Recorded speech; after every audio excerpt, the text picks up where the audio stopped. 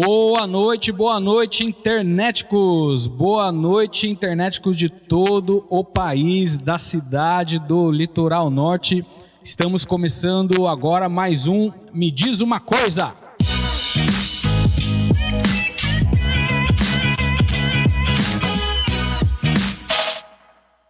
Certinho, valeu Vanderlei. Vanderlei tá aprendendo, ficando fera aí, cara.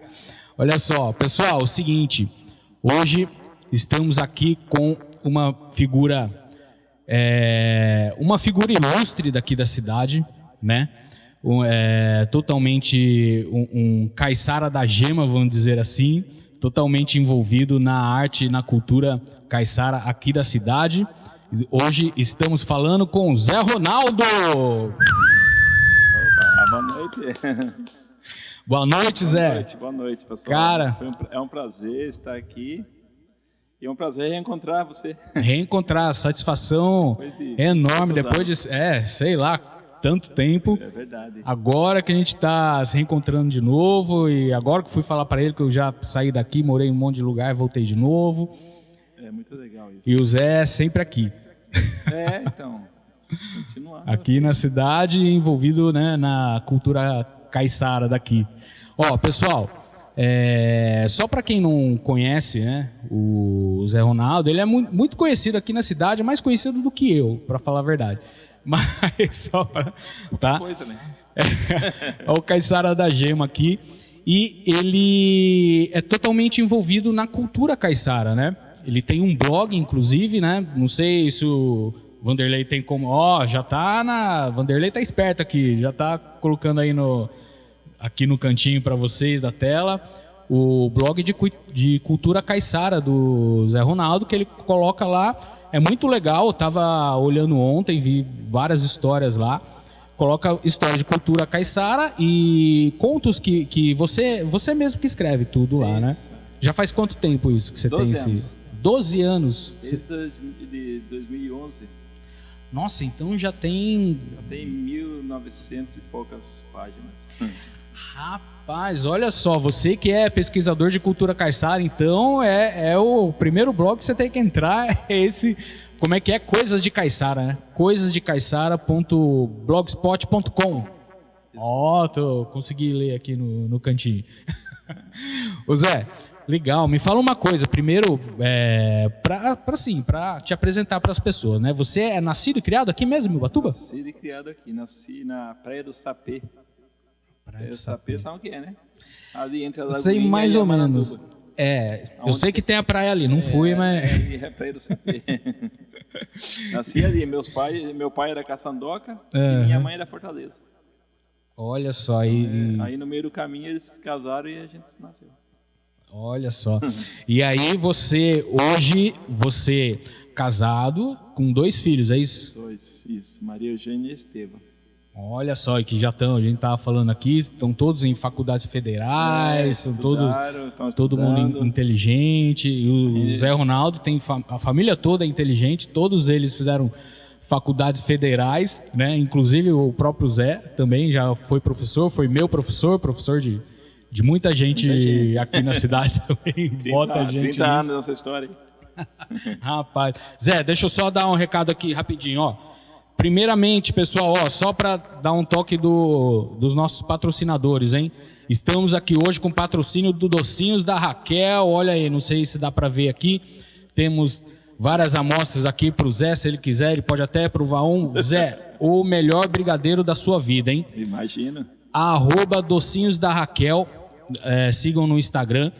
Aceitam encomendas de brigadeiro, beijinho, bolo e pavê, hein? Olha só. Dá uma entrada lá, dá uma olhada nas fotos e tal, e só entrar em contato. Olha só, estamos com um patrocínio novo aqui, hein?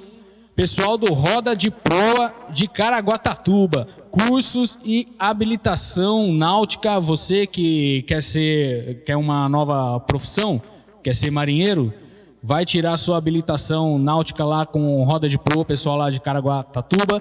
E você que é empresário da cidade, tem muito dinheiro, enfia aqui no nosso canal, vamos conversar, manda um e-mail pra gente lá, medisumacoisa@gmail.com. A gente conversa sobre patrocínios e tudo mais. E a Roda de Proa também faz seguro da sua lancha, do seu iate, do seu navio e tudo mais. E temos também patrocinado hoje a marca de roupa Clementina. Olha só, arroba lá no Instagram, @Clementina_012. Segue lá, roupas de praia feminina. Acho que vai ter roupa de praia masculina mais pra frente, hein? Mas tem vários biquíni, maiô. Você que é mulher, garota, quer um biquíni novo pra ir na praia, @Clementina012, hein? _012. Isso aí, pessoal. Zé, é o seguinte, cara. Me fala uma coisa. Aqui na cultura caiçara, como que você acha que tá... Assim, por exemplo, vocês são... A cultura caiçara aqui, ela é amparada pelo poder público, vamos dizer assim? Como é essa conversa dos artistas daqui, né, da cidade, com prefeituras e tudo mais? Como existe uma parceria? Como que é isso aqui? Eu acho que o que existe são grupos resistentes. Né? São grupos resistentes que... Mais independentes. E graças a esse agrupamento, esse ajuntamento, eles conseguem conseguem até alcançar algum sucesso em um apoio mínimo, né? Mas é mínimo. Um apoio eles vão insistindo em cavar espaços, em procurar lugar para se apresentar. Não é uma coisa assim que a prefeitura se dispõe. Já teve momentos melhores, né? Já teve momentos melhores. Dependendo da gestão, dependendo da sensibilidade de quem está na frente da fundação, tudo isso. Fundação de Cultura, né? Porque é uma coisa muito rica, né? Tem muita informação de cultura caiçara, tanto de música, quanto de artesanato, quanto de história, né? A impressão que a gente tem é que isso não é aproveitado como deveria, né? Eu acho que tem carência em todos esses setores, em todos esses aspectos, mas tem uma carência principalmente nesse turismo cultural mesmo.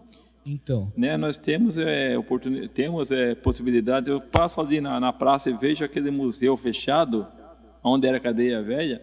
Isso corta o coração, porque tem placa indicando o museu, mas está sempre fechado, né? Fora os outros espaços museológicos que existem, das ruínas, né? Que você teve a oportunidade de conhecer algumas, da Lagoinha, da Lagoa, da Tabatinga.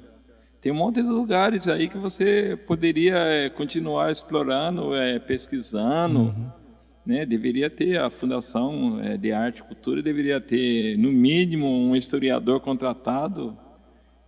Coisa que a gente vê em outros lugares. Um arqueólogo também, né? Porque tem um monte de coisa aí para ser levantado.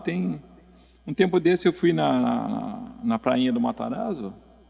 Ali tinha um sobrado antigo que eu não alcancei, né? E aí, mas lá naquele meio de mato, eu ainda peguei uns caquinhos de telhas, um pedaço de ferramenta antiga.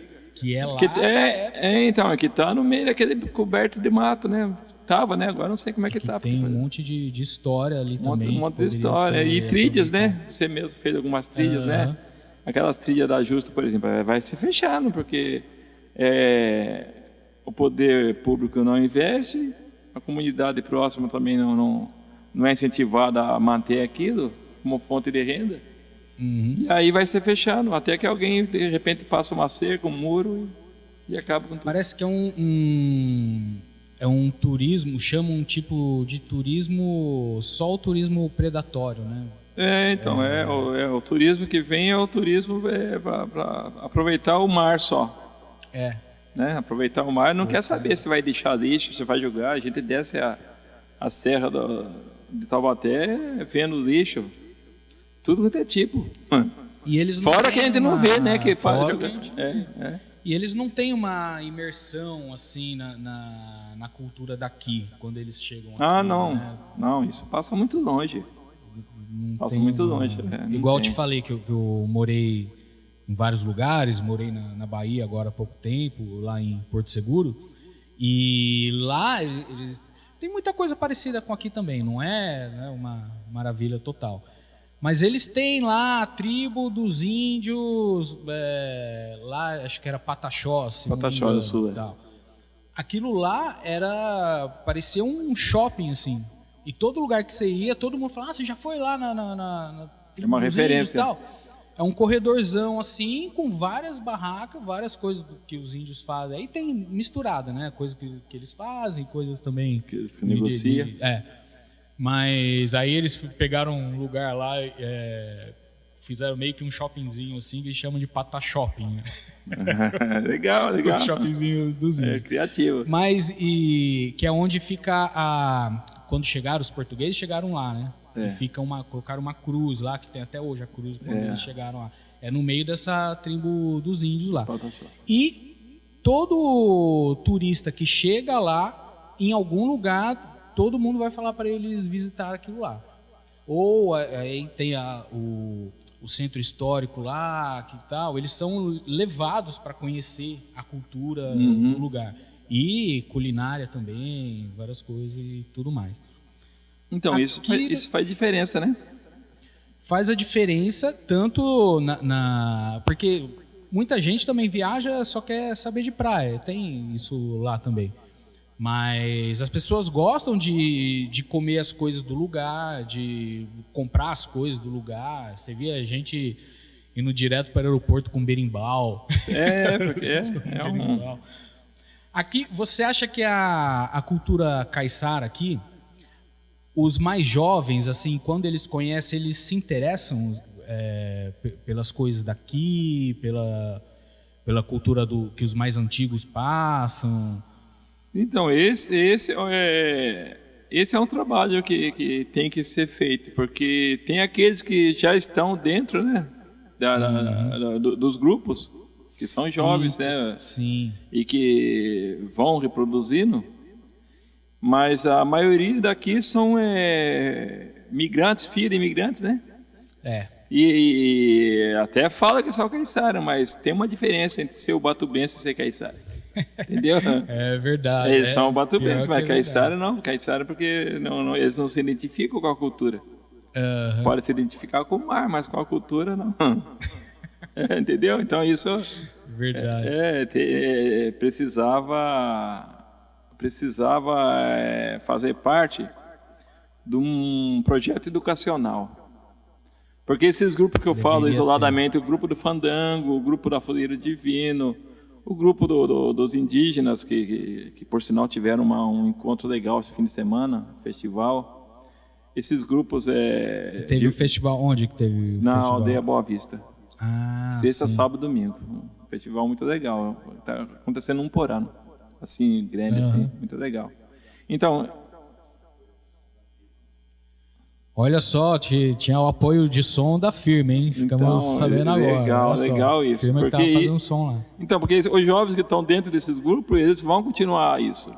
Mas os jovens que estão fora precisam conhecer isso. E precisam procurar se identificar com isso. Ou seja, faz parte daquilo que nós podemos oferecer para o turismo e para a nossa identidade. Entendeu? Porque a impressão que dá, assim, é que a gente não fica sabendo dessas coisas, né? Que tá rolando na cidade. Então, igual... Quando a gente vê, às vezes a gente tromba, tá rolando alguma coisa aqui. Todo mundo para e vê, porque gosta, que é legal, né? A gente não fica sabendo. A gente fez o som, onde foi? Como que chama ali? Ali. Aquele espaço novo do Caiçara que abriu ali? Isso, lá perto da Integrada, né? Perto do Integrale ali. Isso, que teve... A gente fez o som na inauguração lá e tal. E um evento legal, tinha as barraquinhas ali com as cachaçinhas e tal, que comprei uma até. Umas comidas típicas e tudo mais, o som rolando. Mas assim, não tinha muita gente sabendo. Eu fiquei sabendo porque eu fui lá trabalhar. Então. As pessoas da cidade mesmo não ficam sabendo, né? Não tem uma divulgação, vamos dizer assim. O governo já podia ajudar, pelo menos na divulgação já seria uma coisa, grande ajuda. É porque aquele grupo que está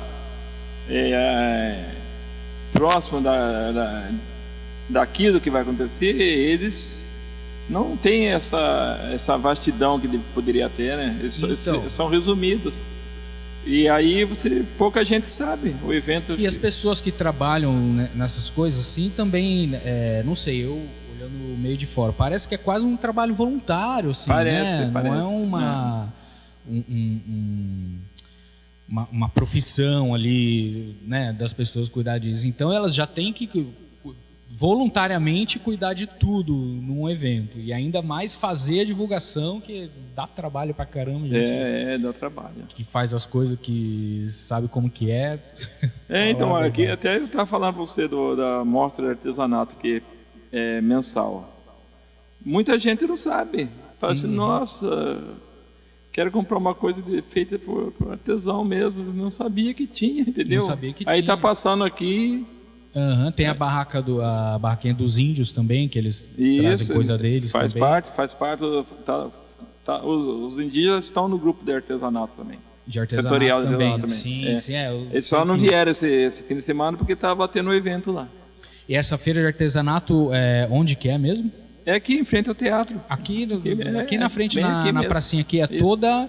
É uma vez por mês. Agora o próximo uma vai vez por ser, mês. por exemplo, no dia 13 de maio. É um sábado, sim. né? Que começa por volta das 4 horas e vai até 9h30, 10 horas da noite. Olha só. Então, Aí são artesãos de diversos pontos da cidade, inclusive os indígenas. E esses artesãos que você conhece, que você tem contato, eles conseguem... Eles têm que trabalhar com outras coisas ou eles conseguem viver da arte? Porque eles não vendem as coisas só aqui, né? Eu sei que o artesão vende para o Brasil inteiro, tem uma... Não, eu acho que poucos vivem só do artesanato mesmo. Né? Poucos, assim, que participam de eventos em um lugar ou outro. A maioria é como eu, né? É uma mais... Tem umas oficinas na Fundarte, não é? Tem. De artesanato. Você participa de alguma, não? Não, eu não participo, não. Mas eu já fiz a oficina de estilogravura lá. Sim. Entendeu? Mas tem várias modalidades. Para quem quer participar, quem quer fazer. Se inserir as coisas. Então, isso é uma coisa que você não escuta, não tem divulgação, né? Então. Não tem a divulgação que que merecia, que seria merecida. Que seria o mais importante, porque você pode trazer o Roberto Carlos aqui, se ninguém souber... vai ficar na mesma. Não vai ter ninguém. Vai ter ninguém, é bem isso mesmo. Zé, me fala uma coisa, me diz uma coisa, que é o nome do programa. Você mora em Pirangueira há muito tempo, né?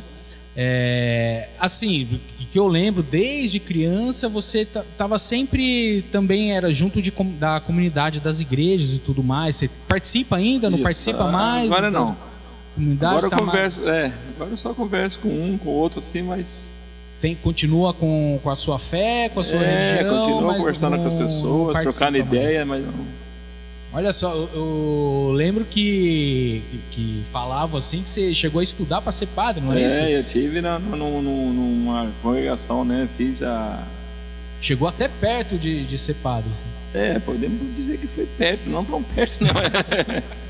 Mas foi uma...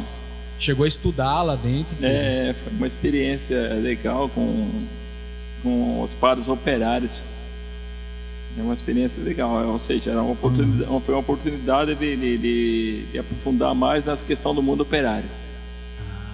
Entendeu? Porque eram... Padres operários? Onde era isso? Era no ABC, em Santo André. Santo André. Santo André, mas... O ABC, os padres operários... Então, que teve um tempo na história da igreja onde tinha grupos operários que participavam, né? Ali, por exemplo, na creche francisquinha tinha a ação católica operária. Sabe, que a gente se encontrava de vez em quando para fazer umas reuniões de reflexão, etc. Então isso foi um gancho para depois ir para a juventude operária católica, essas coisas todas. Encaminhamento dentro da... E aí, Aí vem a sindicalização, né? Logo já estava sindicalizado na construção civil, depois foi para o magistério aí na PUESP até hoje. Ah, sim. E aí até hoje está na Então, aí o engajamento vem... Então sempre teve esse engajamento sindicalista. Isso. Então, quando você foi lá para estudar, naquele momento para ser padre, né? Não, eu não fui para ser... Não era para ser padre, era mais para conhecer o grupo, a experiência, a mística, né, do grupo. Olha só. O primeiro momento era para ir conhecer a mística do grupo mesmo, fazer uma experiência com eles. Olha, então coisa que eu nem sabia que existia. Não, então é um grupo originário da França. É uma fundação francesa. Sim. Ainda tem no Brasil ainda tem o grupo lá em Santo André, mesmo continua ainda. Tem a ver com aquele, como que chama? Com um espaço que tem ali perto do cemitério do Ipiranguinha, que é uma comunidade... Ali é uma comunidade também fundada por um francês que também. São franceses também, BPR, né? Como que é o nome lá? Eu esqueci. Emaús. Isso, eu lembro que... Também é uma mística dos franceses também. Também, mas não tem nada a ver com... Não, porque lá é como se fosse uma associação de leigos, né? De leigos. Sim. Gente, esse projeto Emaús, que chamaria, Emaús, né? No Ipiranguinha, quem tiver a oportunidade de conhecer, eu lembro que eu fui lá na época de escola, não sei como que tá hoje, faz muito tempo, né? Mas os caras faziam tudo ali mesmo, a água que eles tomavam já era filtrada ali pela lagoa, tratada por lagoa de pato e tal. E não usava gás de cozinha, eles pegavam do cocô dos porcos, fazia gás natural. Isso, era mesmo. É o seu Jorge que comandava lá. Então, ele é vivo ainda ou não? Não, ele faleceu, mas a comunidade continua. Uma comunidade continua lá. Gente, quem tiver oportunidade... Tem marcenaria, tem a sala de leitura, tem biblioteca. E a gente foi lá como estudante, né? E eles nem, na época, né? Não sei como é hoje, mas eles nem pediam doação e nada, porque já vinha o dinheiro da França lá isso. Né? E eles... Não, e muitos jovens também que se formaram e continuam se formando a partir daquela ideia, né? A partir dali. Faz diferença também. Pô. E naquele caso foi um resgate de moradores que moravam na Rio Grande do Sul, né? Na favela Rio Grande do Sul. Foi então, o resgate tinha ali. Uma história, inclusive o rapaz que cuidava lá, acho que era morador de rua isso, também. Isso, ali todos eram, né? Pessoas que tiveram... que morar em favelas. Que foram morar em favela, no único lugar que tinha para morar. E aí essa organização resgata e apresenta o projeto de comunidade assim mais. Aí eles mesmos têm que construir a casa deles, vários monte de esquema. Não, quem tiver oportunidade, pessoal, vai lá conferir. Não sei como que é a visitação lá, mas dá para chegar e visitar lá o projeto Emaús. Eu tô perguntando assim de igreja e tudo mais, porque você foi meu catequista, né? Eu fiz catecismo com o Zé Ronaldo, fiz a crisma, fui crismado na igreja católica. Faz tempo, então, né? Hoje eu sou ateu, né? Então... tá à toa por aí. Mas assim, quando vem qualquer um falar de religião comigo, daí eu falo, não, eu entendo que eu lembro que a gente via pegava um versículo da Bíblia lá e, peraí, o que ele está falando aqui? A gente ficava pensando, era legal aquilo lá. A gente ficava pensando sobre, discutindo, né? O que ele queria falar. Foi um período muito marcante na religião católica da teologia da libertação, né? Aquele grupo que se reunia com o seu avô na estufa, o Clodorico, aquele pessoal que você estava nascendo naquela época. Aquele grupo base, aquele grupo que tinha uma prática de comunidade. Sim, se reunia sempre. Que construiu aquele espaço todo ali da estufa, da creche, da igreja, da igreja escola lá, a igreja da estufa, né? Que construí. Isso eu lembro. Eu carreguei telha lá daquela igreja lá também que eu lembro, hein? Eu não lembro quantos anos eu devia ter, uns 7, 8 anos de idade. Então, mais ou menos. Mas... Aí o Zé Ronaldo lá e o pessoal de Ubatuba, sua família inteira, né? Isso. Que ergueram a igreja lá da Estufa, que é a igreja hoje, que antes era a igrejinha que era lá no fundo, né? Onde era a cantina hoje, era a igrejinha da Estufa, Capelinha. Que era a capelinha. Que era bem menor. São Benedito. Capela de São Benedito, Que é São Benedito ainda até hoje. Né? Naquela época, quem era o coordenador da comunidade era o seu Luiz Albado. Ah, é? Né? Tio Luiz. Sim. Ele que era coordenador. Uhum.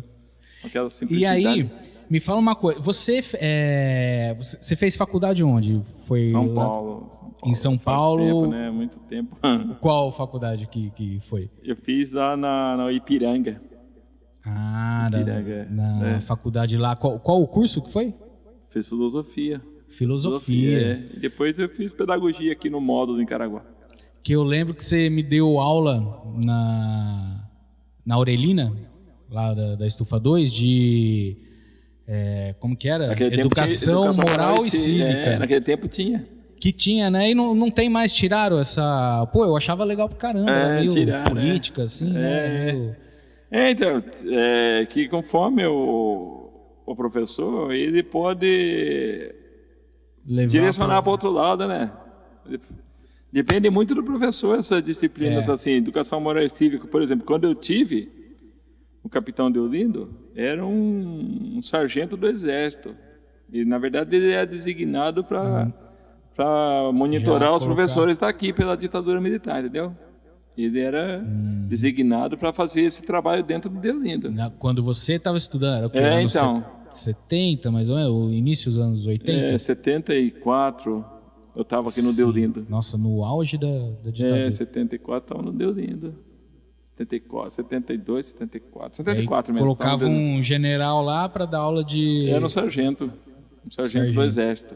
Educação moral e cívica. A função dele era vigiar, né, o estabelecimento. E a matéria, e a matéria ser cantar o hino. Era o louvor, né?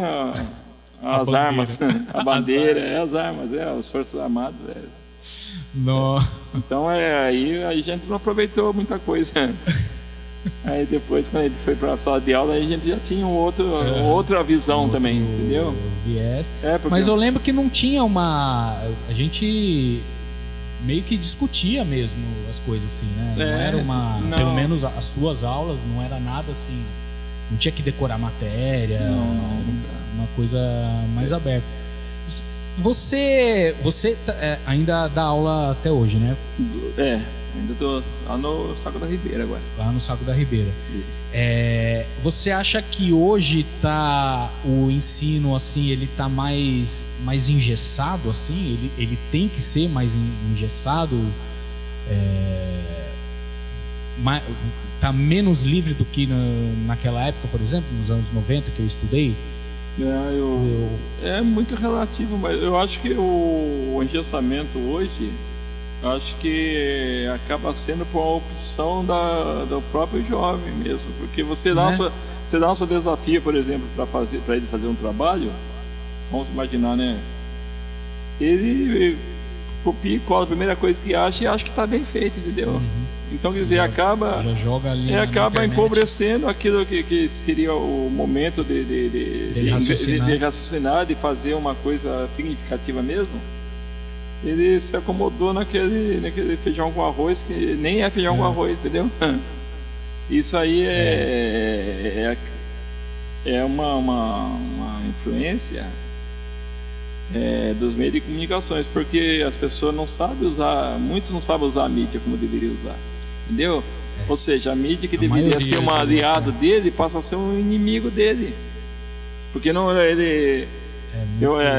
impressão é que está se regredindo nessa cognição. Então, assim, o pessoal da minha idade, a gente viu a internet nascer, a gente viu bem a transição, né? Tipo, eu era jovem, tinha um mundo sem internet, aí de repente surgiu a internet e modificou tudo.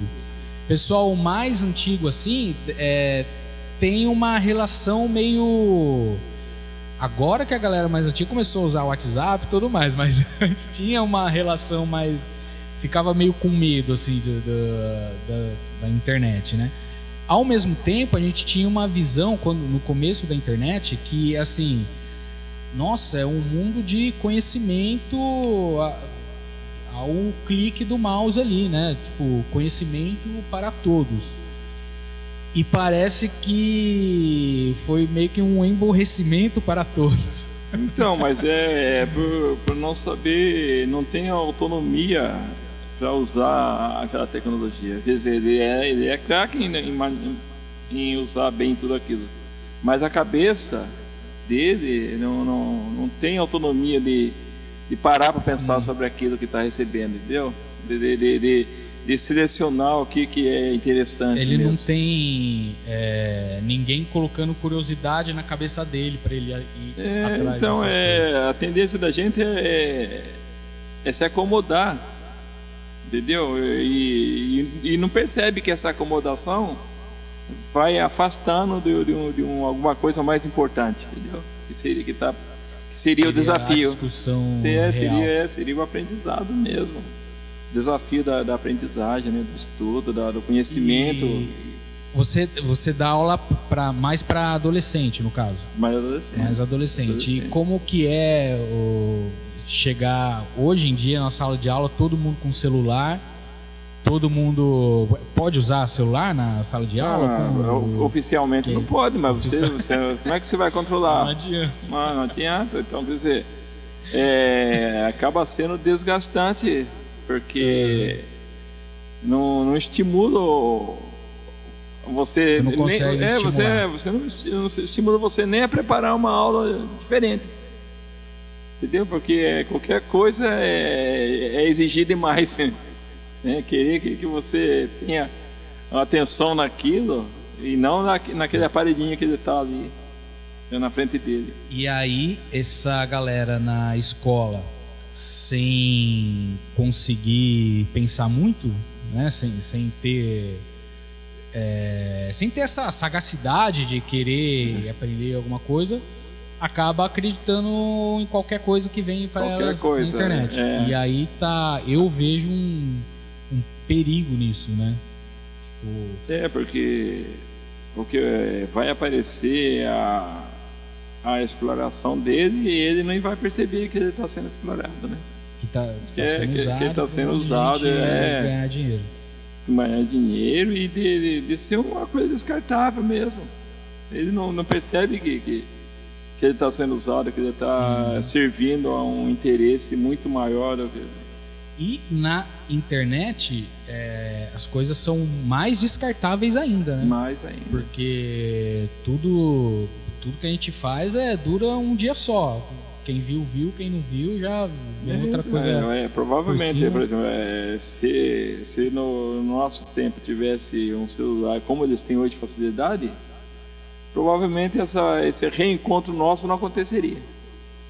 Entendeu? Você estaria envolvido naquele momento com o seu celular, eu com o meu, e aí não criaria entre nós esse laço de querer reencontrar. Então, aliás, o lance da internet era outra coisa também. Quando surgiu a internet, tinha o papo de, nossa, agora as pessoas vão se aproximar mais, né? Vai todo mundo, o mundo inteiro falar com todo mundo. E na verdade tá todo mundo separado, cada um na sua casa. Intensamente ligado, mas... E aí isso contrasta com a cultura caiçara. Por isso que eu tô te perguntando da galera mais jovem, porque na minha visão parece que eles se interessam por poucas coisas, assim, e quando se interessa é super rápido, assim, né? Passa uma onda e tudo mais. Inclusive se encontrar com outras pessoas, né? Inclusive. E as coisas da cultura caiçara, tanto o artesanato quanto a música e tudo mais, é feito de encontro de pessoas. De encontro de pessoas. Reuniões, né? De querer ficar junto para conviver junto. De encontrar, conversar com as pessoas. Não dá para imaginar, por exemplo, um grupo de fandango onde cada um esteja com seu celularzinho. Entendeu? Não dá para imaginar um grupo de artesanato, de artesãos, assim, cada um na sua individual. E você vê galera jovem aqui da cidade, por exemplo, fazendo artesanato, se interessando pela área, assim.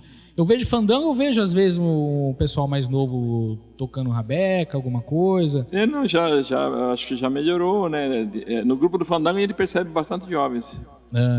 Assim, relativamente, né? Bastante não, mas tem vários jovens, né? Em cada família tem. Até o Agostinho tem um trabalho legal no Prumirim lá com semente do Prumirim. Que ele, além de fazer os instrumentos, né? Isso. E também ensina a galera a tocar e tal. Então, não, acho que quero trazer aqui no programa também, falar sobre fandango. É muito aqui. legal isso. Mas eu acho que o processo da cidade, processo de ocupação da cidade, levou a uma perda de identidade. Ou alguns por vergonha, né? E alguns porque falam assim, não, agora é outro tempo mesmo. Então aí acaba sendo presa fácil de qualquer um que quer se aproveitar. Entendeu? Ele é mão de obra barata, ele não tem identidade nenhuma, então é mais fácil. Quem não tem identidade nenhuma não pode propor. Quem vai propor se eu não tenho essa identidade, essa memória, entendeu? Então acho que é legal a gente imaginar a juventude com uma... Eu gosto de imaginar a juventude com um potencial revolucionário, mas o que a gente nota é um potencial reacionário.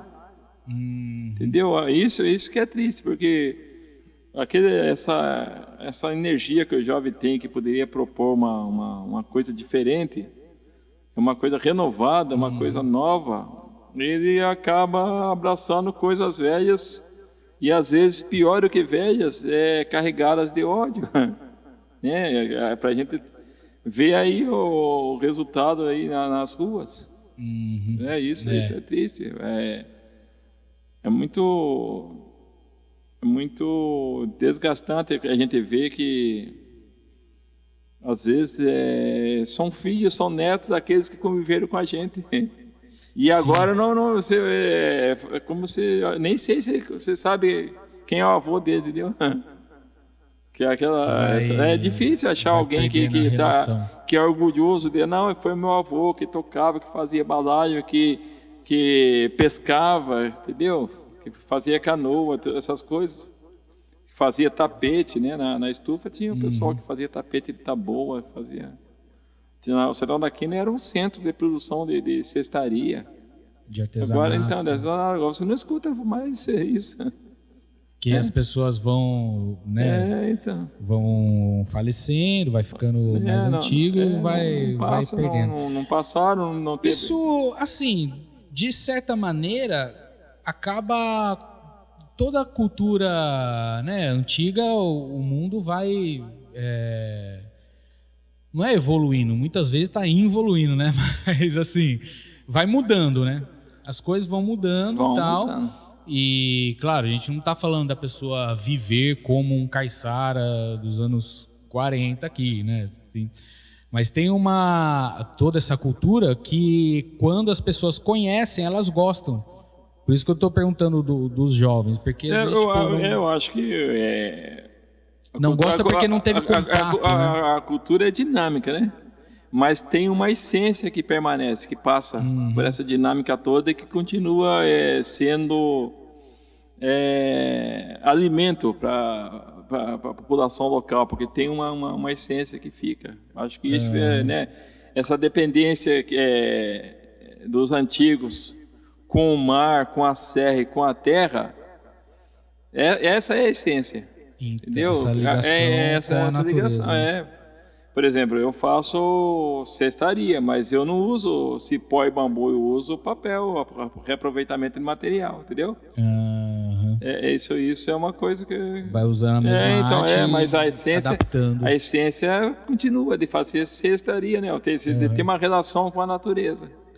Só. Entendeu? Então, nesse sentido. E a sua relação com a natureza, você está fazendo trilha ainda ou não? De vez em quando faço as Rapaz, caminhadinhas. fazer as trilhas com o Zé Ronaldo. No meio lá da trilha, eu falei, nossa, o que eu tô fazendo aqui? Mas era legal pra caramba. A gente passava o quê? 2, 3 horas andando no meio do mato, subindo, descendo morro. Mas já teve trilha mais longas, né? Com um grupo. Eu me lembro que um grupo uma vez da Aurelina, nós fizemos uma trilha na Ilha Bela de 7 horas. Nossa Senhora. 7 horas para ir, depois 7 horas para voltar. Passamos 2 dias, mas depois voltamos. Então não voltar no mesmo dia. Nossa Senhora. Não, no mesmo dia é coisa... Mas então você continuou fazendo até hoje? Então, agora menos, né? Mas a trilha, para mim, sempre é uma coisa que está no sangue, entendeu? É caminhada mesmo, caminhada... Que é outra experiência também. A caminhada faz parte do nosso ser caiçara, entendeu? Caminhar, andar, subir morro, descer morro, visitar as pessoas, entendeu? Porque você não visita a pessoa... por visitar, você visita para conversar, para trocar alguma experiência, para levar alguma coisa, trazer alguma coisa. Nossa, para onde que foi que eu fiz uma trilha uma vez? Mas foi na Praia do Simão. Praia do Simão. Fiz uma trilha e a gente tá umas 2 horas andando lá em cima do morro, chega lá, tinha uma casinha lá, com um casal de velhinho que morava lá em cima, vendia umas goiabadas. Seu dito Madalena, Bananada, Bananada, Dito Madalena, isso mesmo. Então, eu posei várias vezes ali com eles. Aí você, cara, a galera vai morar lá no pico do morro lá. Então, mas ali morava muita gente. Sagra das Bananas, na década de 70, era um lugar que tinha escola. Entendeu? Sim, era tipo um bairro. Era um bairro populoso. Você tinha escola que funcionava ali, tinha outra escola que funcionava na Caçandoca, né? E outra escola que funcionava na Mananduba, e assim por diante. Então, quer dizer... Ali foi a casinha que sobrou, então. O seu Dito Madalena foi o último resistente ali. Que ficou ali. Né? Ele... Aí, agora mora na Caçandoca, na praia da Caçandoca. Os filhos, né? Mas a casinha continua lá. Um dos filhos vive por lá ainda, pesca, tudo. Aquele morrinho mesmo. Nossa Senhora. Isso então é uma coisa que... interessante por isso, porque... Por que eu conheço todo esse pessoal? Porque eu sinto a necessidade de andar, entendeu? De andar, de visitar, de levar coisa, de trazer coisa, de fazer, conviver com eles naquele tempo, né? Então, quer dizer, quando eu saía de casa, fazer caminhada assim, a única que sabia para onde eu estava indo sempre era a minha mãe. Ela sabia, entendeu?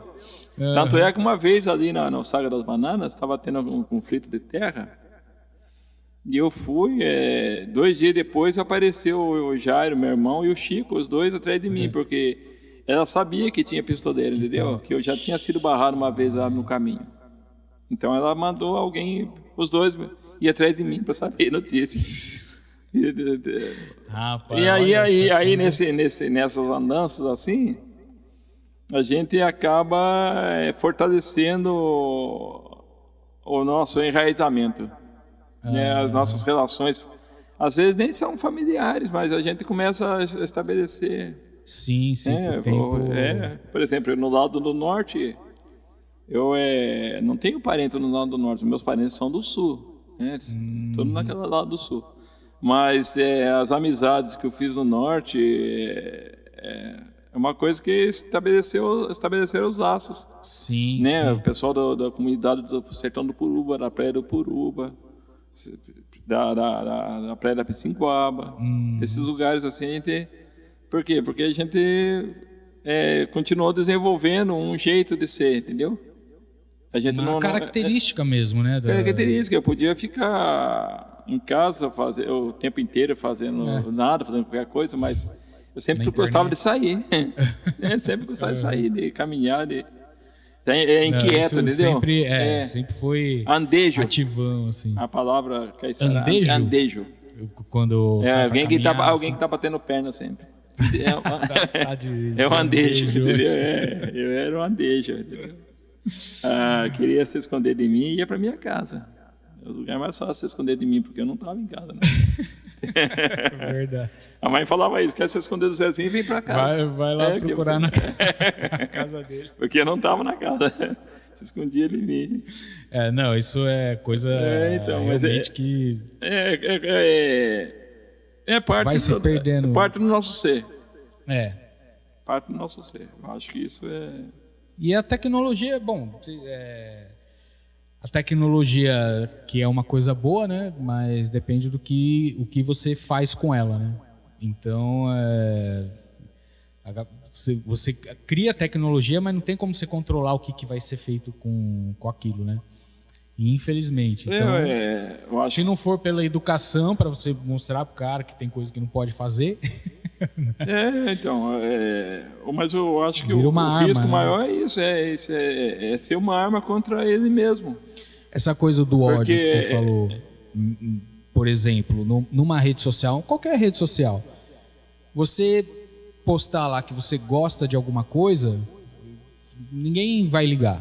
Se você chegar lá xingando alguma coisa, falando que não gosta de algo, aí já vem... Sai uma pesquisa...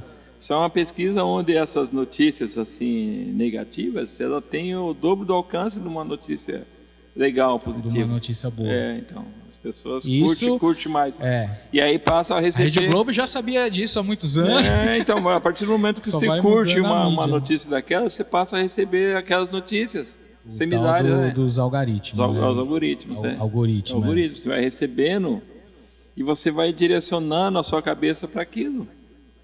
E você fala com uma convicção tão grande que aquilo é verdadeiro, que você vai espalhando para todo mundo. E as pessoas que, igual a gente estava falando do raciocínio, a gente não consegue fazer os alunos raciocinarem na escola, chega nessa parte, por exemplo, o tanto de gente mais nova, assim, conhecidos meus, que cai em golpe de internet, assim, de deposite tantos reais e você vai sacar tantos reais. Uma coisa que vem no WhatsApp, eles não sabem de onde veio, então eles pegam e fazem o Pix, assim.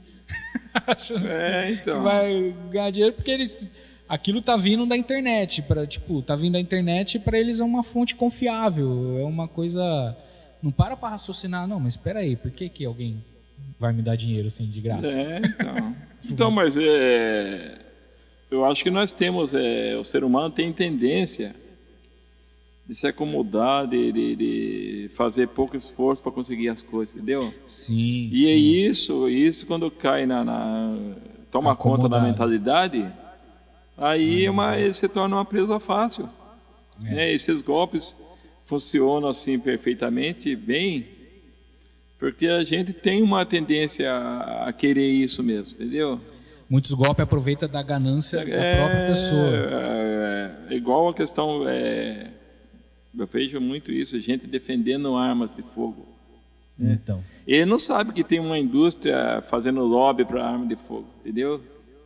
Sobretudo os norte-americanos, que querem, porque é um mercado de tantos milhões de habitantes. Se isso comprar arma de fogo, vai Cada um comprasse uma arma. Então, e aí o discurso de gente que teoricamente são pacíficos não é discurso pacífico. É discurso que ele vai, né? E esses discursos já estão num nível assim que tem gente defendendo claramente assim arma para criança. Aquela coisa, acontece alguma coisa na escola, se todo mundo tivesse armado, não acontecesse essas coisas. Uma coisa absurda, assim. Então, mas chegamos a um estágio de regressão, né? Ou seja, aquele ponto civilizatório que estava avançando, exatamente, parece que está regredindo. A civilidade, vamos dizer assim, parece que não é mais assim, não vale mais a pena ter civilidade. Ter Isso. Uma coisa. Bem isso. E aí tem essa relação que é muito estranha também para mim, assim, dessa coisa das armas com religião junto, né? Meio que assim. Então, mas estou armado em nome de Deus. Então, mas vou pegar como referência a Bíblia. Você tem discursos ali que justifica tudo.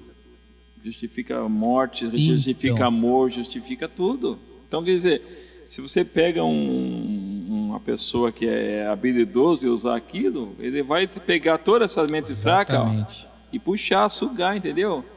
Lembra aquela imagem da Matrix, que suga as cabeças lá? É bem isso, entendeu? O que você tem na sua cabeça? Nada. Então, se alguém chegar lá e toma conta da sua cabeça, e aí você... você imagine que... Então, e aí eu vejo assim, esses habilidosos, como você disse, que, né, pega uma coisa assim e manipula, que esse pessoal, eles gostam muito de pegar trechos da Bíblia, né, do Antigo Testamento, que eu vejo muita coisa assim. E o Antigo Testamento, que é antes de Cristo, né, é aquela coisa meio olho por olho, dente por dente, né? Se o cara, tipo, fez alguma coisa de errado com você, eu não sei citar capítulos, alguma coisa assim, mas é uma coisa muito mais vingativa, vamos dizer assim, né? E é ali que a galera se cria, assim, eu vejo a galera falando... Mas só entra, né, nessa canoa furada quem não tem autonomia de raciocínio. Então... Entendeu? E se a maioria não tem autonomia de raciocínio, de pensamento, esses discursos ele vai naufragar mesmo. Entendeu? Ele vai fazer coisas que uma pessoa saudável da cabeça não faria nunca. Ele vai fazer uns absurdos assim. E aí, queria até perguntar para você que entende de política e de religião e tudo mais, que essa galera com esse perfil de cabeça, né, com esses pensamentos e tal, estão ganhando espaço na política. E estão ganhando um grande espaço na política com esse discurso armamentista, junto com uma coisa religiosa, que é meio para validar aquela opinião dele. Então, mas eles ganham força justamente porque a clientela deles dão força. E é grande. Clientela dá força, entendeu? É grande, essa clientela de raciocínio nivelado por baixo é muito grande. Então eles vão bater palma com as coisas que você, nossa, não acredito que está acontecendo isso. Entendeu? E às vezes é gente que você, nossa, eu tenho um discurso, às vezes bonito, assim, da cultura popular, isso, aquilo, mas a política que está apoiando, as ideias que está apoiando, são ultra-reacionárias. Entendeu? É aquele que vai fortalecer a maldade mesmo. Ou seja, o mal se tornou banal e justificado na cabeça dele. E é sempre um discurso muito individualista, né? É sempre uma coisa assim... cada um por si. Eu não entendo, na verdade, por que alguém vota em algum político que no discurso dele ele já fala que é cada um por si. Você quer, você vai lá, se vira e se resolva. Tipo, por que você está votando nele então? Ele não vai fazer nada. É uma política deturpada. Se você pegar a raiz da palavra, que a política é a arte de cuidar da cidade. Só tem sentido no coletivo. E não, exatamente. Entendeu? Só tem sentido no coletivo. Sociedade, né? Se alguém usa um discurso... É como uma pessoa que foi eleito democraticamente para acabar com a democracia. Então. Entendeu? Olha que absurdo. Uma pessoa que defende o golpe de Estado, mas foi eleita graças à democracia. Não é? Você vê que é absurdo, que é contradição. Fraudaram o quê, né? Vocês ganharam. Então, teve fraude na urna, mas eu fui eleito. Como é que foi isso? Entendeu? Tem uma contradição aí do caramba, né? As urnas foram fraudadas, mas eu fui eleito. Então, se você foi eleito e as urnas foram fraudadas, você está irregular nesse cargo. Então... A impressão que dá é que a galera não sabe, inclusive quem é eleito parece que não sabe mais o que é política, como funciona. O cara é deputado federal e ele quer alguma coisa lá, ele vai por um caminho que... Não, cara, não é assim. Você tem que convencer outras pessoas, você tem que fazer política. Política, conseguir... a arte da política é essa, né? Não a argumentação Assim, a galera é eleita e acha que virou rei, agora vou fazer tudo em decreto. Não, tudo... Inclusive, em se falando de presidente, o presidente também, ele não pode ser rei, ele não pode fazer o que ele quiser. Tem que ter alguém regulando ali o que ele... E se ele for bom para conseguir as coisas que ele quer, ele fala com todo mundo e articula de uma maneira que seja feito aquilo que ele imagina. E sempre pensando na coletividade, né? Então. Aí volta a história local nossa.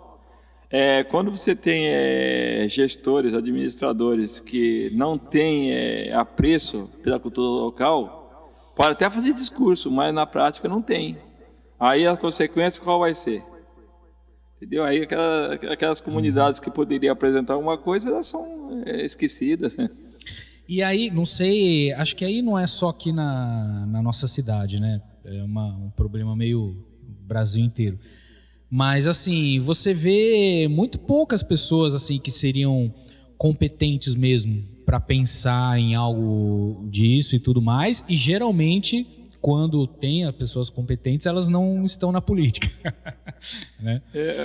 Raramente entra alguém que é competente e que tem ideias legais. Aí eles acabam entrando lá meio sozinho, né? E aí não consegue fazer muita coisa. Então tem isso, sim. De pessoas boas que foram travadas, né? Então, a forma como é feito... Eu acho, na minha visão de eleitor, a forma como é feito o sistema político aqui no Brasil, ele induz muito para a corrupção. O cara quase assim... É quase impossível um cara ser eleito para um cargo grande assim, vamos dizer, ou prefeito, ou deputado, ou presidente e tal, sem ter algum tipo de corrupção no meio. Nem que seja um patrocínio de uma empresa que sonega imposto, sabe? Ou alguma coisa assim. Então, mas... Aí se o cara usa só o dinheiro lá que vem do partido, vamos dizer assim, a campanha dele fica pequena perto dos outros. E aí ele... Ou seja, ser honesto, como que você é eleito sendo honesto? Né? Eu olhando de fora, assim. Então, aí que a gente pensa como que é importante o trabalho nas comunidades. Uhum. Entendeu? A partir de pessoas... Passar esses conceitos. E pessoas serem indicadas pelas comunidades. Não é porque apareceu aqui de Alegre que vai ser candidato. Uhum. Eu acho que isso a partir do momento que a identidade, que a comunidade existe enquanto comunidade mesmo, não só no nome, ela passa a ter uma coerência de escolher seus líderes, né? Eu estava falando do seu Luiz Albado, por exemplo. Né? A comunidade, a dona Ruth, que foi uma das sócias fundadoras da Sociedade Amigos do Bairro da Estufa, sabe? É gente que tinha uma identidade com a comunidade e a comunidade apostou nelas, entendeu? Não foi alguém que veio de fora e caiu de Alegre e de repente se tornou famoso. Chegando lá, ele não chegou comprando voto, entendeu? É a pessoa que saiu dali para representar a comunidade. Isso faz diferença, entendeu? É o processo de escolha política, de indicação política, é que está errado. Então. Isso está errado.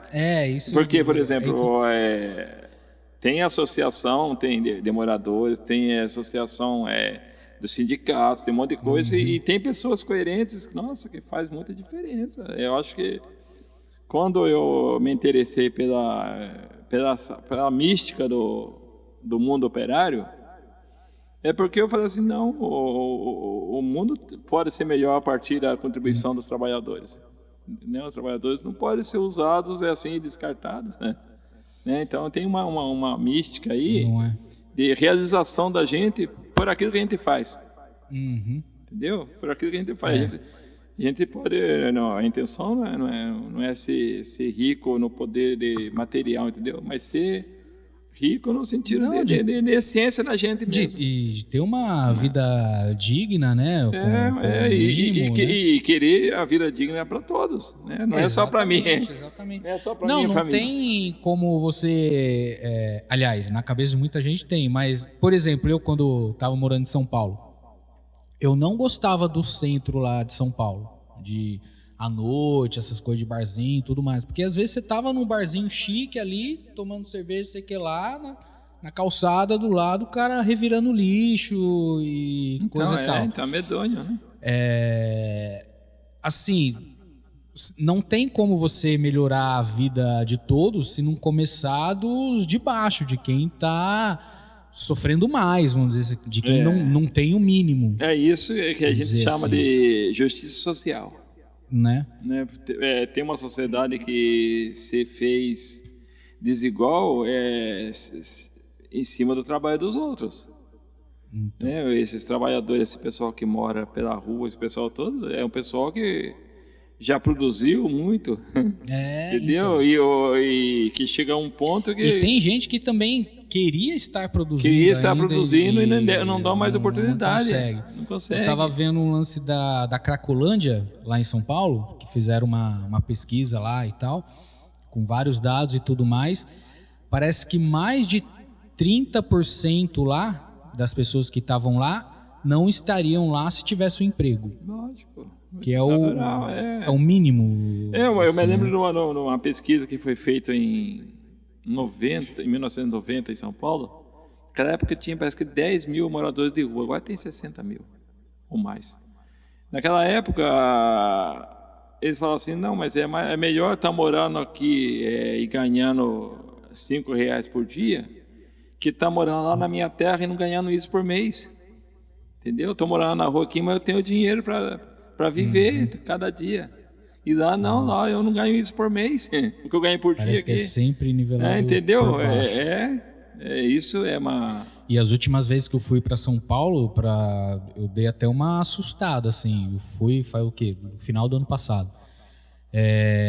O tanto de barraca de gente... Você chega no terminal Tietê lá, sempre teve moradores de rua ali e tal. Agora parece camping, assim. Então, mas isso... Na Paulista, Paulista, com certeza... Famílias, sabe? Você vê que não é tipo só mendigo. Famílias inteiras, assim, morando. Então, mas com certeza a gente sabe que a concentração de renda piorou nesse país. Entendeu? A concentração... O país não dividiu mais, pelo contrário, ele concentrou mais riqueza na mão de poucos. Na mão de poucos, entendeu? E eu estava escutando um dia desse, né, alguém falando do MST, que é comunista, que não, o MST briga pela reforma agrária, porque a reforma agrária é uma medida capitalista. Ou qualquer país desenvolvido fez uma reforma agrária porque sabe que terra ociosa não produz, dá prejuízo. Né? Qualquer país capitalista, desenvolvido, fez a sua reforma agrária. Não justifica você ter um monte de terra aí ganhar no valor no mercado só, sendo usado para especulação. Né? Isso é horrível. Isso é atraso. E na mão de bilionários, vamos dizer assim, que nem imposto pagam. Então a terra fica parada, exatamente. Eles não pagam imposto sobre aquilo. Não gera, aquela terra não tem uma função social. Entendeu? E como colocar na cabeça do povo, agora a pergunta do milhão, hein? De que até para quem se diz capitalista, vamos dizer assim, porque a gente está num momento, né, do país que a galera é como se fosse uma escolha, né? Eu sou capitalista ou sou comunista, tal. Quando não é uma escolha, o sistema é capitalista, ponto final. Não tem esse negócio. Comunista é uma teoria. Exatamente. A mesma teoria que a gente vai acreditar no Jesus histórico, né? Na narrativa. É a teoria dele. Mas na cabeça do capitalista, as empresas têm que ser protegidas, mais protegidas do que quem não tem emprego, do que a área social, vamos dizer assim, né? Só que Você cuidando da área social, tirando as pessoas da rua, dando vida digna, essas pessoas, elas não passariam a ser também clientes dos capitalistas? Os próprios capitalistas não iam ganhar mais dinheiro também? Lógico. Sem Tipo, dúvida, né? Por que aí o que vem na minha cabeça? Então, tipo, a galera que concentra a riqueza só para elas são mais filhos da mãe ainda, para não falar outra coisa. Porque não é o dinheiro mais, não é eu quero comprar mais uma casa, mais uma lancha, é o lance de poder. Poder. É aquele lance de gostar de... Aquilo que eu não gostava de ver quando eu ia pro centro de São Paulo, eu me sentindo mal de estar num bar chique e o cara revirando lixo, esses caras parece que se sentem bem chegando numa lancha com um monte de gente desempregada ao redor. Porque ele... Parece que é de propósito. Né? Então, ele cresce, entre aspas, na superioridade dele. Então. Entendeu? Ou seja, ele diminuindo o outro, ele cresce na superioridade dele. Aí criam-se discurso de ódio contra ONGs, contra projetos sociais, contra Bolsa Família. Tudo que é feito para quem não tem o mínimo, gera uma revolta para quem tem mais, porque não, tipo... Como que eu vou ser superior a ele se ele começar a ter as coisas também? Então essa sociedade igualitária é uma utopia, né? É uma utopia, porque sempre vai ter alguém querendo se aproveitar do outro. Então, quer dizer, o que vai quebrar isso, o que pode quebrar isso, é a educação. Porque sem educação não acontece a revolução. É educação para os bem-educados chegarem no governo e barrar essas coisas. Né? Exigir, né? Porque os bem-educados não vão aceitar colocar lixo naquela calçada ali, entendeu? Os bem-educados não vão aceitar cercar o caminho da comunidade tradicional. Entendeu? Porque nós tivemos quantos caminhos já cercados aqui. Tem trilha, por exemplo, da Toninhas para a Enseada. Você não passa mais, não tem. A trilha foi fechada pelo condomínio. A trilha da Caçadoquinha tentaram fechar uma vez, a comunidade brigou e manteve aberta. Então, quer dizer, tem muitos lugares que a trilha da Justa, não sei como é que está agora, que faz anos que eu não passo, entendeu? Mas a tendência outro dia, fechar. Eu fui... Teve um amigo meu de São Paulo que veio para cá. Aí a gente foi dar rolê de bicicleta para conhecer as praias assim e chegando lá na Praia do Alto. Deu, vamos entrar tal. A gente não conseguiu entrar na praia. Então, isso é um absurdo. Tinha um portão ali, daí uma galera ali perto, não, pode passar por aí e tal, mas o portão trancado. E dá para descer lá pela ribanceira, mas a gente de bicicleta lá. Então, tudo isso é coisa que está na cabeça de alguém que se sente superior em relação ao outro. E aí a comunidade, a cultura é que vai dançando nessa, né? Uhum. E isso não é um bom exemplo para quem tá nascendo hoje. Entendeu? Isso é um mau exemplo, porque ele vai achar que é normal. Vai achar que é assim mesmo. Vai achar que é assim mesmo. Ele não é capaz de imaginar, por exemplo, que um monte de coisa que nós temos hoje foi briga de muita gente.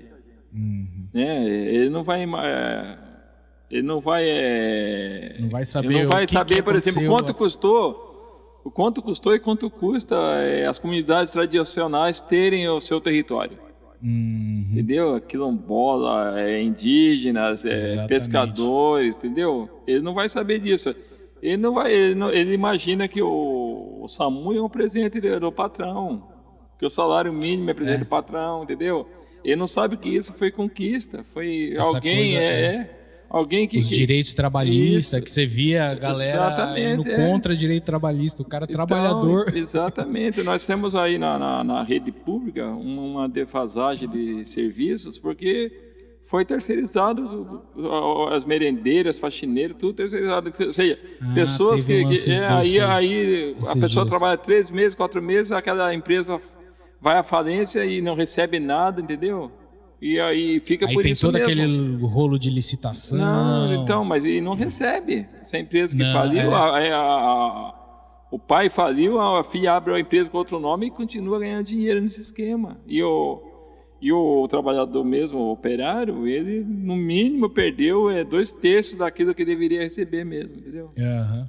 Sem garantia, Fica sem na outra coisa. mão de Então, empresa terceirizada que não tem então essa preocupação, né? não, pelo contrário. É lucro só. Se não deu lucro, fecha e... Elas foram criadas justamente para escapar dessa legislação trabalhista. Aham. Entendeu? E a gente sabe que licitação também é lucrativa e tal, então interessa para os caras sempre fechar um contrato, abrir outro, fechar um contrato. Então aí é por isso que a educação é revolucionária.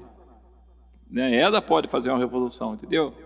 E aí você vê agora esse novo ensino médio que está aí, esse projeto, então, foi aprovado para beneficiar empresas particulares. Você forma mão de obra, porque o interesse do aluno pobre é ser mão de obra barata. Entendeu? Então ele vai chegar no terceiro ano com os componentes reduzidos da sua carga horária. Por quê? Porque o importante é ser mão de obra barata.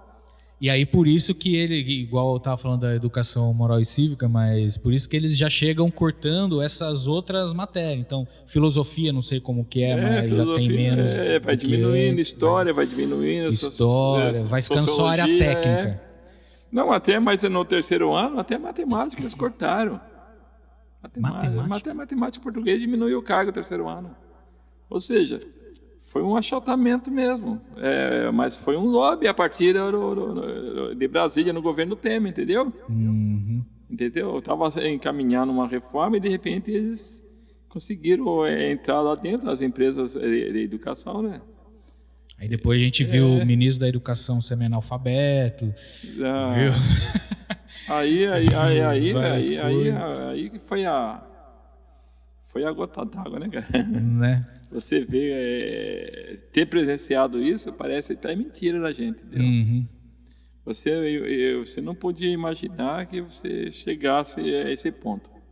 E saber que, graças à manipulação, um monte de gente que é vítima disso continua batendo palma para isso. Então... Isso que é pior. Isso que é o pior. E aí eu acho que mistura um monte de coisa também, além de não ter a educação, né, igual a gente está falando, de esse acesso à internet com um discurso de ódio e tudo mais. E eu acho que tem um lance meio... Não posso dizer se no sangue do brasileiro, porque é muito forte dizer isso, mas... Tem meio um sadismo, assim, uma coisa da pessoa que está um pouquinho acima, ela já querer que o de baixo fique ali. Já querer uma coisa... Então, mas eu acho que historicamente a referência do dominador é muito forte, entendeu? Então... Exatamente. Aí a pessoa já se sente dominadora com pouca coisa. A tendência da maioria das pessoas é bater palma para o dominador. Então. Aqui mesmo em Ubatuba eu vi muitas questões de terra, onde o pobre era testemunho do rico e não do outro que estava passando sufoco, entendeu? Isso é triste. Eu fui testemunha em alguns casos assim que a gente fala assim, não acredito que a gente está vendo isso. Mas até dentro da própria família da gente. Você prefere puxar o saco do rico do que se colocar... Não, o nosso lugar é aqui. A gente tem que fazer algo por nós e pelo nosso lugar. Igual quando surge o papo em notícias e tudo mais, daquela coisa de cobrar mais imposto dos mais ricos, né? Tem sempre essa discussão e tudo mais. Aí você vê muita gente operária, trabalhadora, tal, defendendo assim, não pode, senão vai atirar nossos empregos, senão eles vão morar fora, senão assim, mas não tem uma consciência, né? Então, e cada vez, Mínima, e cada vamos dizer vez assim. é mais difícil isso, justamente por causa do algoritmo. Se você está curtindo, tá apreciando a notícia que é preparada por quem está dominando, você vai receber mais aquilo. Né? Então, quer dizer, isso é horrível. Acaba horrível, entrando horrível. numa Aí, roda e no viva caso toda hora. no caso da nossa cidade aqui, a gente percebe que isso vai levando também a falência do nosso meio ambiente natural. Entendeu? Aquilo que é a galinha de ovos de ouro, né, do nosso, que é o deveria meio ser. ambiente, ele é ainda, mas eu falo a verdade pra você, eu tenho poucas praias que eu tenho coragem de entrar hoje por causa do esgoto. Aham. Entendeu? Há 20 anos, há 20 anos mais ou menos, não, menos de 20 anos, 18 anos eu estava no canto do Félix com as crianças ali naquele riozinho ali. Aí enquanto eles brincavam, eu subia um pouquinho. Aí mais ou menos 50 metros, 100 metros no máximo da onde eles estavam.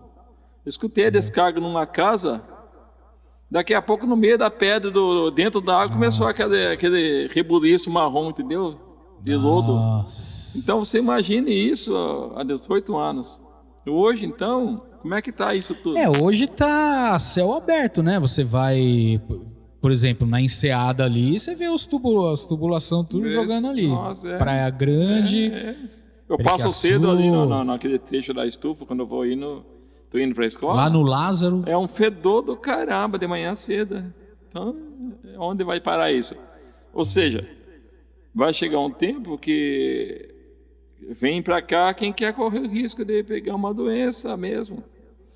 E Porque depois a pessoa o que mais você vê na cidade é subir prédio, Isso. construções o tempo todo. E também o que está acontecendo direto, quando chove, dá maior surto de virose. A Santa Casa lá cheio de gente vomitando com febre. Agora, essa semana passada, um monte de gente da minha família aí também pegou virose aí, porque chove um pouco já. A gente não tem saneamento básico quase nada. Quase nada. Só que e esse no centro tratamento não é tratamento. tudo fossa, né? tudo. As casas têm que se virar para fazer as coisas. Não, e o tratamento que é feito ali, a julgar pela espuma, pelo fedor, entendeu? Você Não tem tratamento. não rola. Né? Vai lá no canto da Caraúba ver a qualidade da água que sai ali, vindo do esgoto, tratamento. Né? Morreu aquele canto. Entendeu? Isso Nossa, então, para pegar uma praia limpa agora, só pegando trilha mesmo. Só pegando trilha. Mesmo assim, você tem que pensar, tem as correntes marinhas aqui que vem trazendo coisa, entendeu? Me lembro que na temporada passada, ou retrasada, chegou uma nuvem escura no Camburi de esgoto.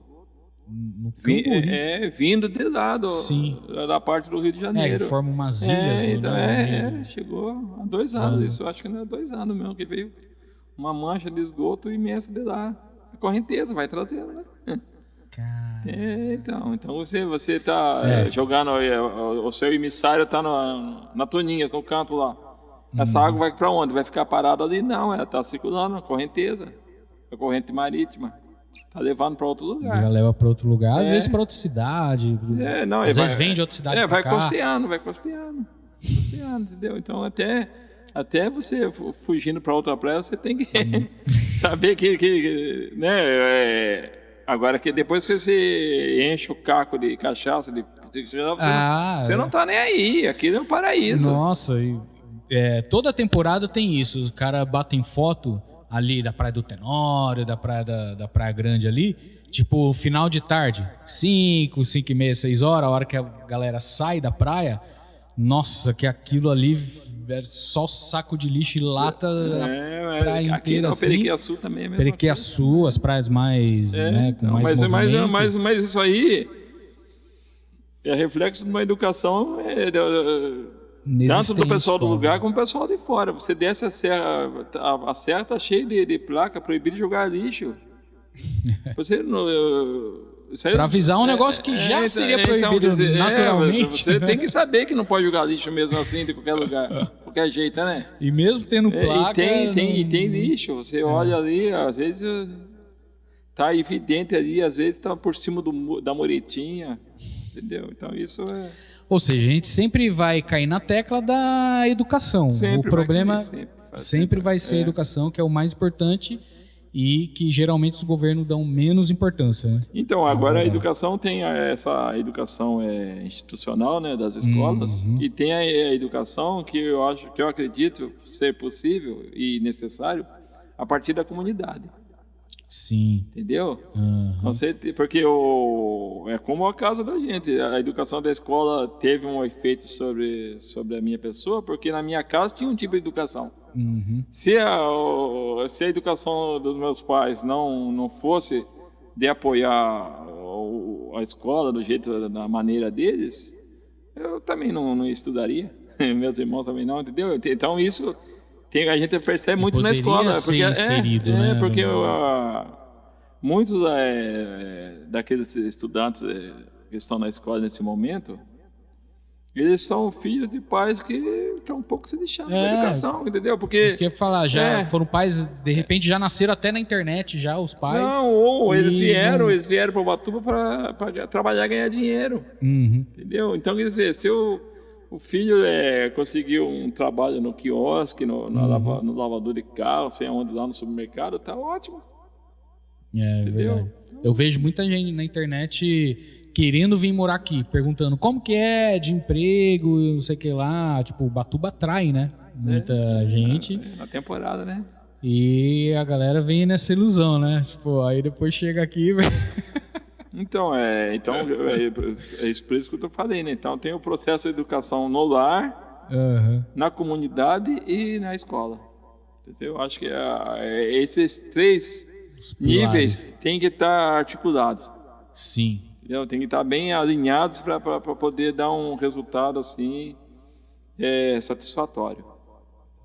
Eu acho que isso é legal. Aí gera uma coisa diferente, uma cidade diferente. Entendeu? Outros programas diferentes. Coisa mais aí vão escolher representantes diferentes também. Por consequência, isso é o mais importante, na verdade. O mais importante é isso. Na dúvida, troca. Não sei se eu... Não, então esse já está, então vou votar no outro.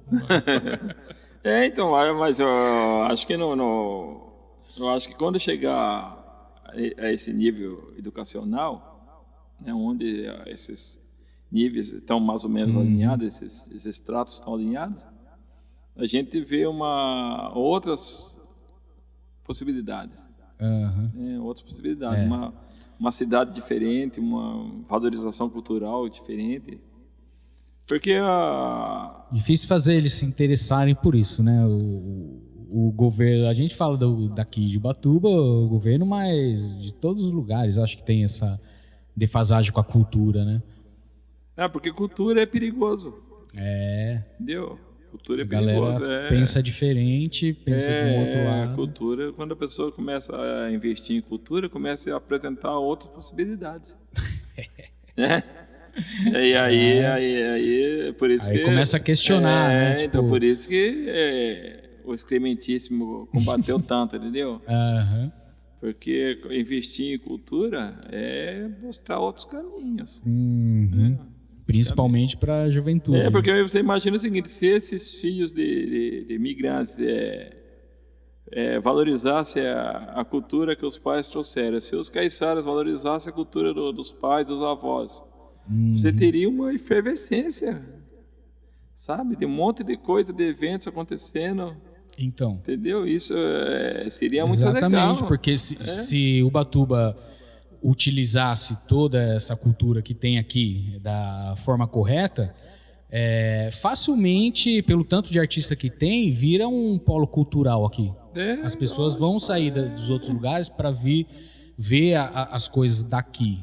Não só ir chapar o coco na praia É bem isso. Eu acho que De cerveja, né? E aí, claro que gera mais dinheiro para os artistas, mais dinheiro para a cidade. Mas né? o mais importante que o dinheiro é a realização, né?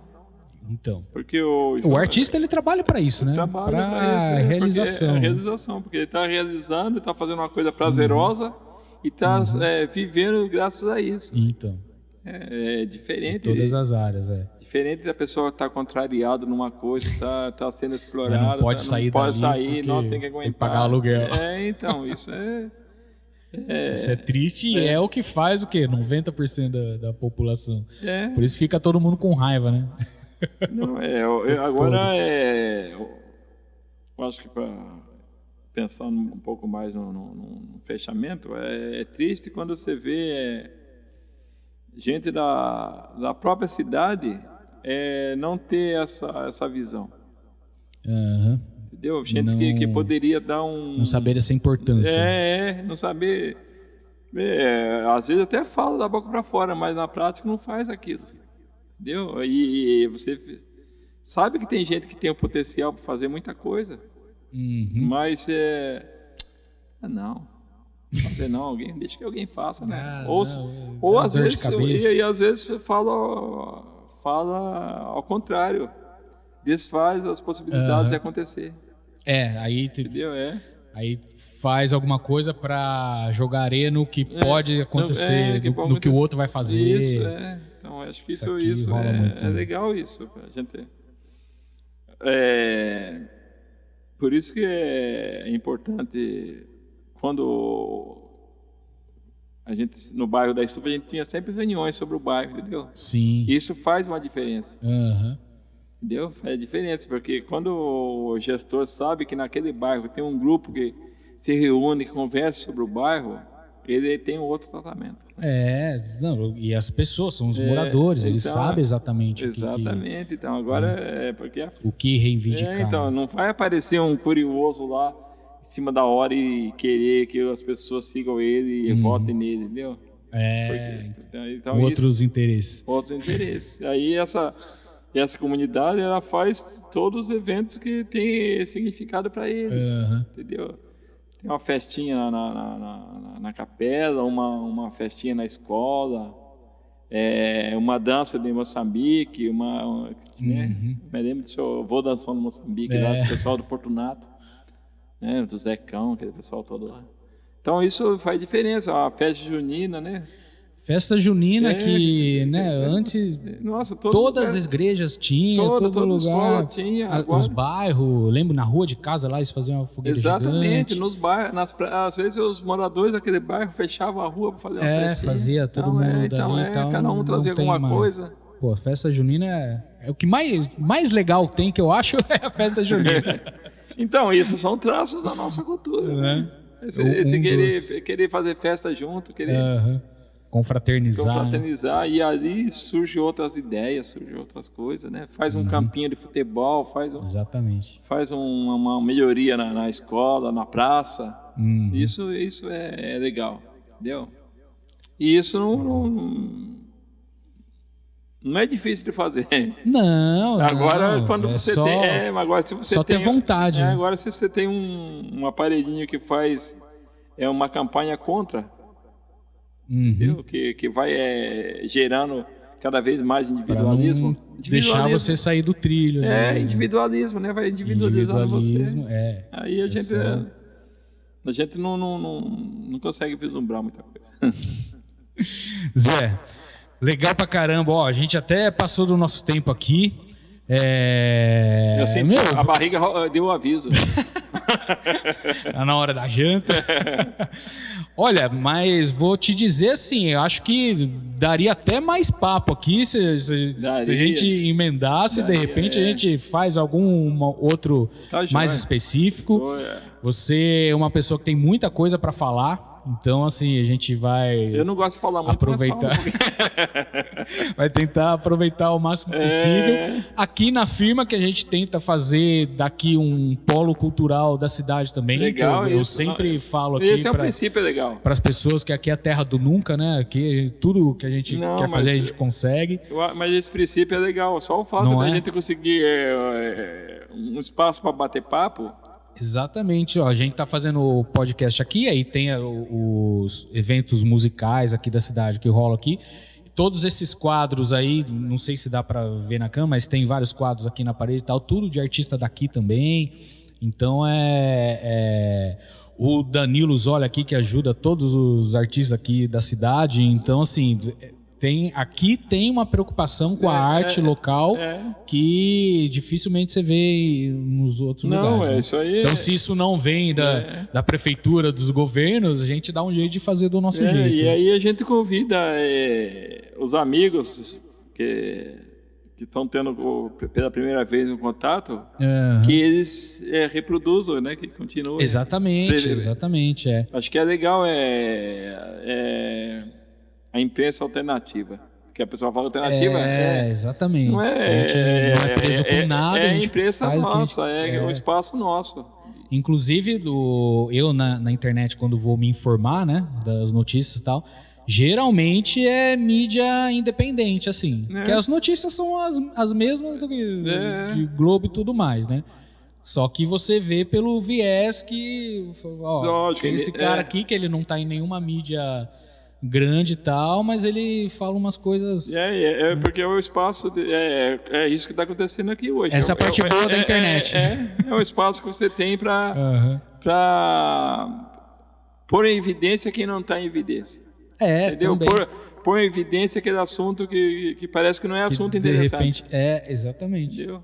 Que daquilo lá pode brotar uma coisa diferente. Com certeza, alguém que está nos assistindo aqui ou que vai ver a gente depois do YouTube, com certeza em alguma coisa ele vai se interessar que ele nunca tinha pensado nisso, ou de repente nem sabia que existia. Ou às vezes nem parou para pensar muito. Nem né? parou para pensar naquilo. Sobre isso, Mas eu acredito que as pessoas boas são a maioria.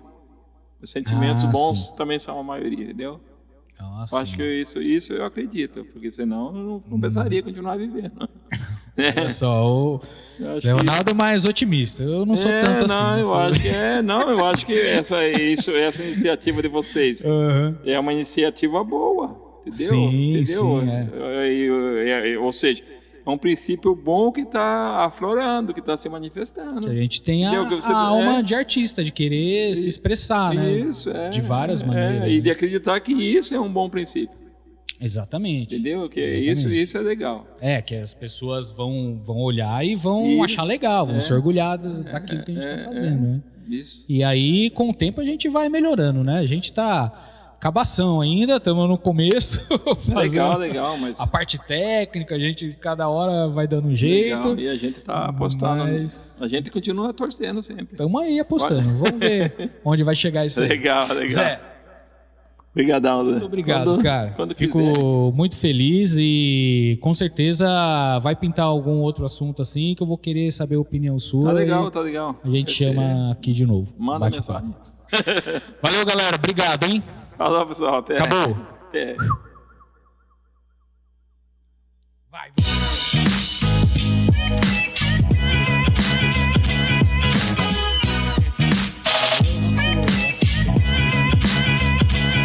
Já tem 35 anos, mas a gente então tá no prezinho, registrou ele como aprendiz, porque a gente não pode pagar o salário inteiro.